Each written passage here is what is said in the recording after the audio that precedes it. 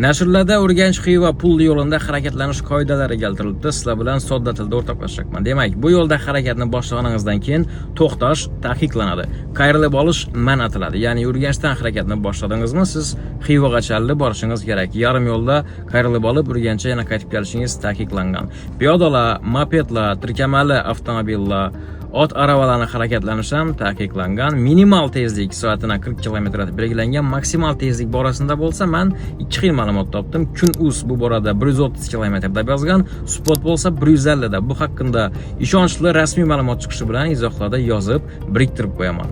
Narxini keladigan bo'lsa, yengil avtomobillarning harakati uchun 25 ming so'm, ulli avtomobillar uchun bo'lsa 40 ming so'm deb belgilangan. Turkmanlar mahallasidan harakatni boshlagan bo'lsangiz, Xivagacha 28 km ni tashkil etadi va bu yerda arzonroq bo'ladi. Ya'ni yengil avtomobillar uchun 20 ming so'm, ulli mashinalar uchun 25 ming so'm deb belgilangan. Hozircha shunday gaplar.